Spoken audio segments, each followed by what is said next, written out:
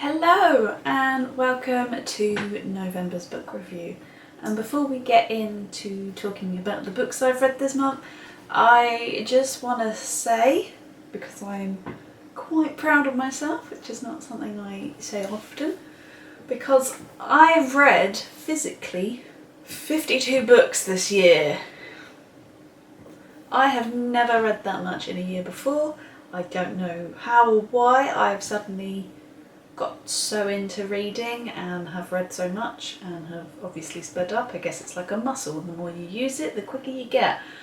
But it's something I've never done, and I've always looked at people that have managed 52 books in a year and thought, wow, that's impressive. And I've done it, and we still have one more month to go. So just a little big up for myself there. And now we're getting into the book, because that's why you're here really, isn't it, rather than listening to me talk about myself. So the first book I read in November was We Need to Talk About Kevin by Lionel Shriver. Is it Lionel? I'm going to say it's Lionel. I'm not really sure. I didn't even realise it was a woman, so there we go. This is obviously quite an old publication now. I remember it. I remember my mum reading this when I was a teenager, but it's one of those books that I've seen around and vaguely knew bits about and had intrigued me, so I saw it for £1 in a charity shop, so I thought I would pick it up. And there were quite a bit about this that I wasn't aware of, so I didn't realise that it was told in letters from the mother's point of view. It's called We Need to Talk About Kevin, but there's not a huge amount of information about the event. So obviously this is based around a school shooting.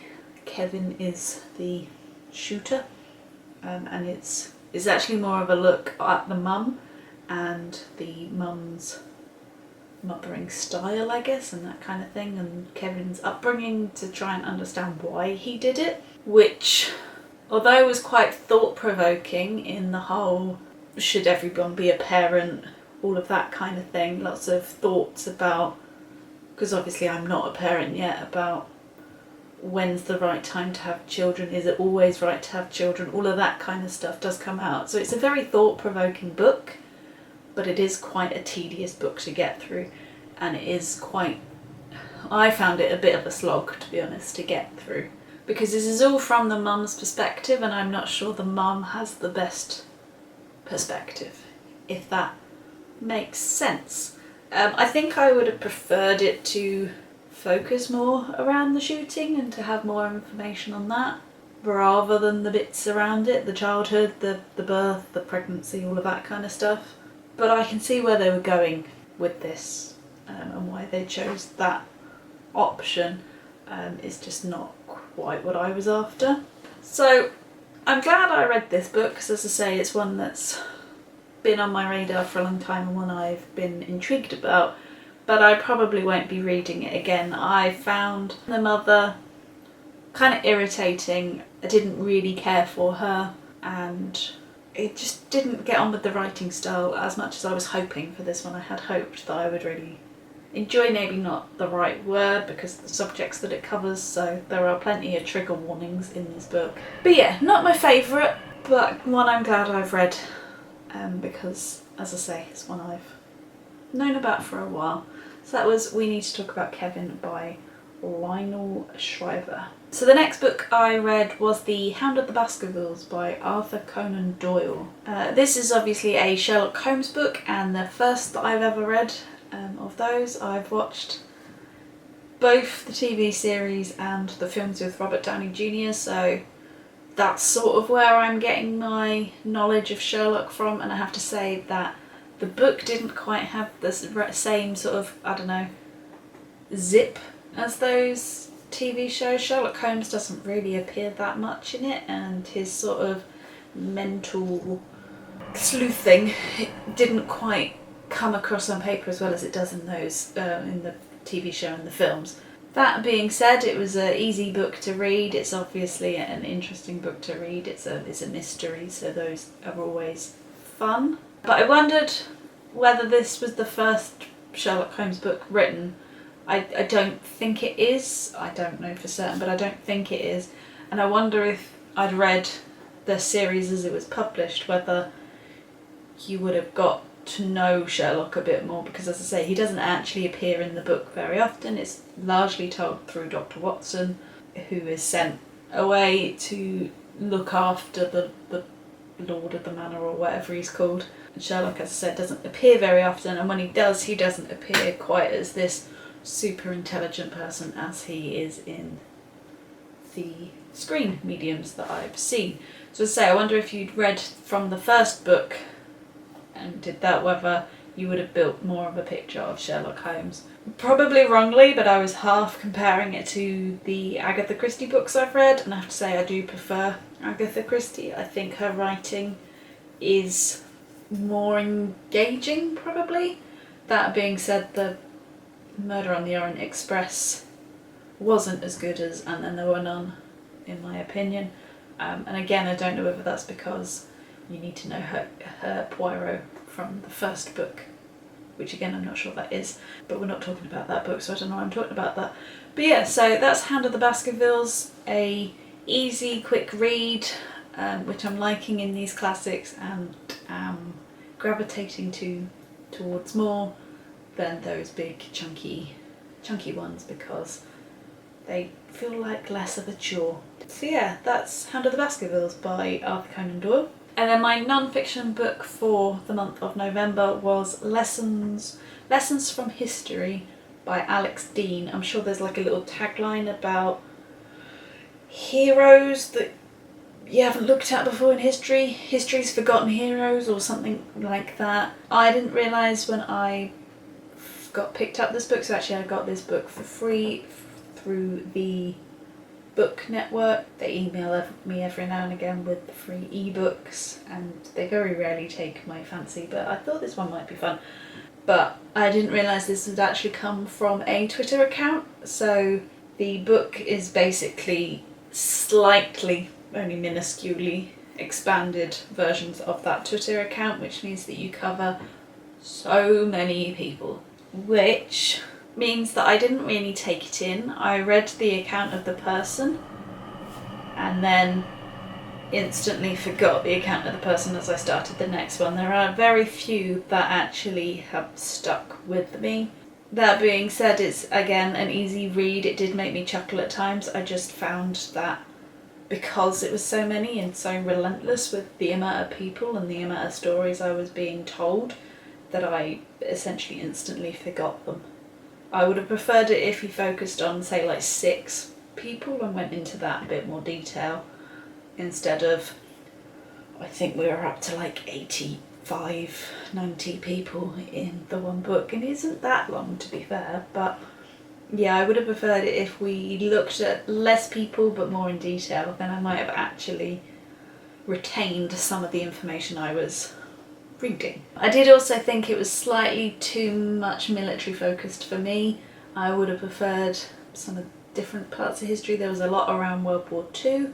I did enjoy some of the ones about the forgotten female figures in World War II, but yeah, I would have just preferred slightly less military and certainly less Navy military stories, because I did get a bit bored of those and reading about the ships that sunk or did this, that and the other. But obviously that's the part of history that Alex Deane is into, so that's why he's probably picked the amount of those people. And lastly, I'm sure I've mentioned this before in several of these book reviews, but reading books with footnotes on a Kindle is really hard because it's really badly formatted. All the footnotes come at the end, whereas I much prefer it, and I don't know whether it's all physical books, but the ones that I can think of when there's footnotes, they come at the end of the page that you're reading, so you can see the footnote sign, read the footnote and then go back.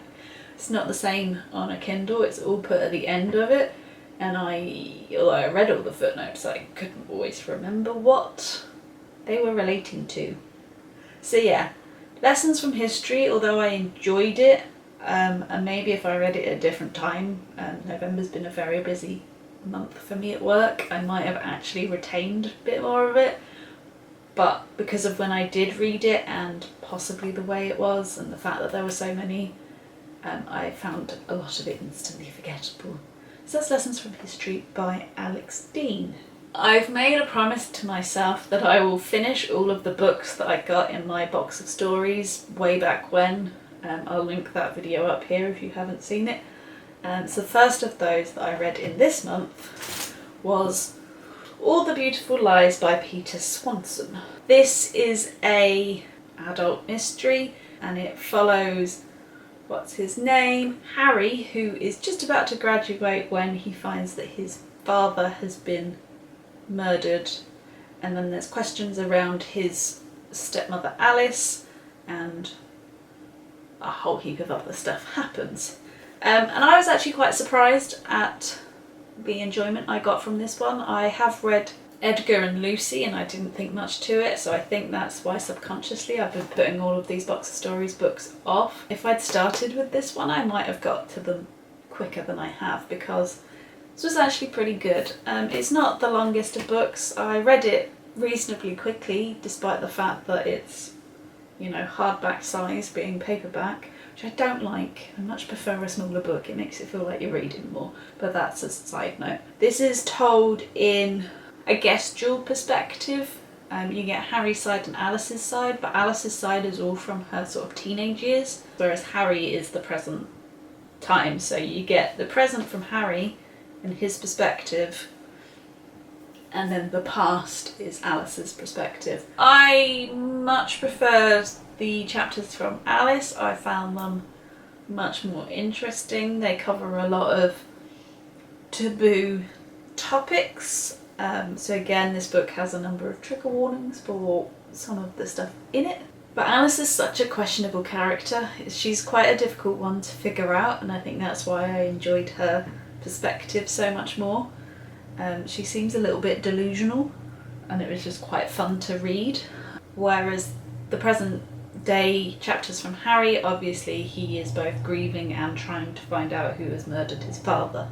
So it's sort of a bit linear in there's not quite as much depth to his character as there is to Alice. The writing style of this I really liked. As I say, it was very easy, but also there was something really relaxing about it, and I don't really know how to explain that because it's a thriller. Although it was a page turner, I did want to find out what was happening and to get to, you know, the solution at the end, the twist at the end. But there was something about it that just was really relaxing. And again, as I say, November was a very busy work month for me, so to have that was much appreciated. So, as I mentioned, this wasn't sort of a suspense thriller. It wasn't really led by the suspense of it all, which I quite liked. It was something different to most of the kind of thrillers I've read, which is not a lot. I like thrillers, I don't read that many of them. And there was, certainly as I got sort of to the halfway, 3/4 of the way mark, it did become pretty obvious what was going to happen. And I'm not really one to try and figure out twists. I like to let the motion, I like to go with the motion of the book rather than trying to figure it out. So if I thought it was kind of obvious, then a lot of people probably would have guessed it much quicker than I did, because I don't really try. And it does have a bit of a strange ending. But on the whole, really enjoyed All the Beautiful Lies by Peter Swanson. The last book I read, because I also went to see the musical Cinderella, so I thought I would tie in a retelling of the same story. So that was Geekerella by Ashley Poston. This I found on the Tube Station bookshelf that I think I've mentioned before, and it is in the most perfect condition. So I was super happy to find it for free, because again, it's one of those ones that was on my radar, but I probably would never have bought myself, unless it was like cheap Kindle deal or something. I probably wouldn't have got to that quickly, but finding it on that bookshelf gave me the push, and as I say, I saw the musical, so tied the two together. If you're interested in my thoughts on the musical, that video is coming out on Sunday, I believe. If it's come out already, I'll link it up here, but I think it's Sunday. Obviously, the Cinderella story is like so well known. There's been so many different adaptations of it in film and in fiction, and now musical theatre. But I liked the fact that this one brought in like fandoms and that sort of, I don't really want to say geeky aspect because it's not, I don't 100% agree with it, but what society would say is geeky aspects, such as like, you know, cosplay and all of this sort of Star Wars, Star Trek, Doctor Who kind of references. And I liked the references that this book had to those kind of worlds, so like nods to Lord of the Rings and nods to Star Wars and stuff like that. Thought that was quite clever. So this book follows Danielle, or Elle, whose father has obviously passed away, and he created a Comic-Con called I can't say it without reading it, Excelsicon, there we go, where Darian Freeman, who is a big up-and-coming actor who's taking over the role of the main character role of a series she's obsessed with, is going to be there to do a meet and greet, which she is very unhappy about his casting. But obviously it's Cinderella, so there's going to be a love story and there's a lot of texting. In that respect, it reminded me more of the Hilary Duff film Cinderella Story than it does, you know, like the Disney version, which I quite liked. I liked the sort of sweetness of their relationship and how it was built and that kind of thing. You know, that sort of unknown dating aspect to me is much more interesting than, say, enemies to lovers, for instance, which I've mentioned again on here, that not quite a thing. Whereas unknown dating or fake dating, that kind of thing, I like quite a lot. This has all the aspects of Cinderella that you're hoping for. Glass slippers, a ball, midnight curfew kind of thing. The fairy godmother is a bit more subtle, which I quite liked, although still obviously there. Yeah, just a nice way to end the month. It was a writing style that I got on really well with. It was a quick read, and obviously a story that I already know I like, so it was on to a winner there. So that's Geekerella by Ashley Poston. So there you have it. That was November's reads, and we are now into the last month of the year, where I have got possibly some ambitious reading plans, because there's a number of these books here that I want to finish, including those Box of Stories ones, which I've got the two left that I'm most daunted by, I guess. But if you want to know what I think about those and the other books that I read in December, please click that subscribe button, because that will be coming to you in the new year, I guess. That's a bit weird to say. But if you've enjoyed this one, please give it a thumbs up, and I'll see you in the next one. Bye!